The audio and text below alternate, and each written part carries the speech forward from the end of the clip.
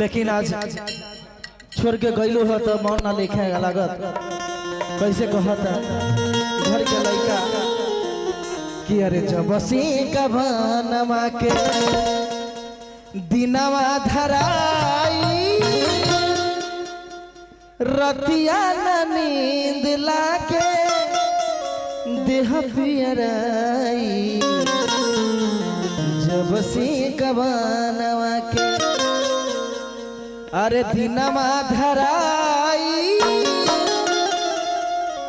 रतिया न नींद लागे अरे देह पियराई।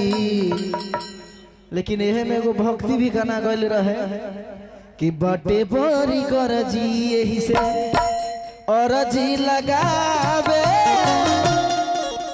अब ये मतारी तोहार बेटवा बुलावे।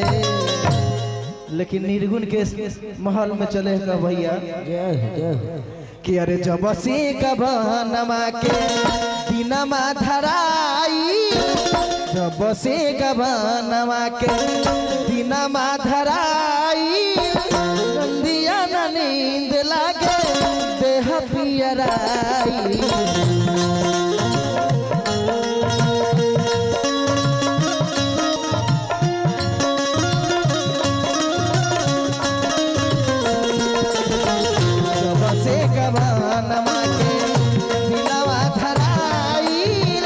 रतिया न नींद लागे देह पियराई।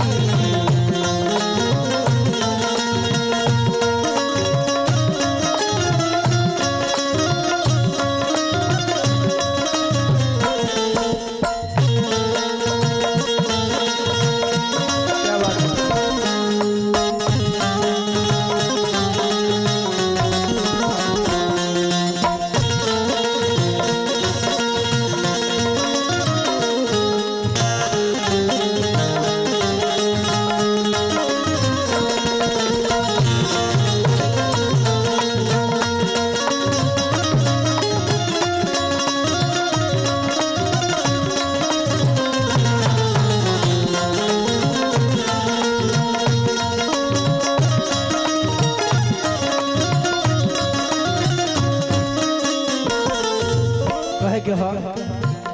घर के माई बाप पुतो सबके कहे कहा माई बाप भौजी के ममता सतावे सखियन के बात रही के याद आवे।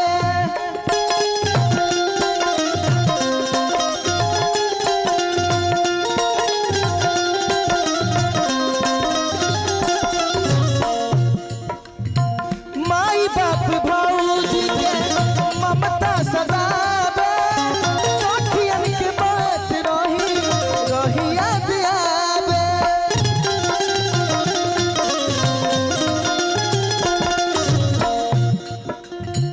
कुह के करे जवा हो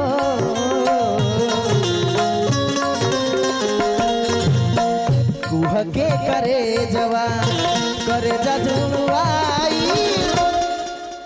कि अरे रतिया न नींद लागे देह पियराई।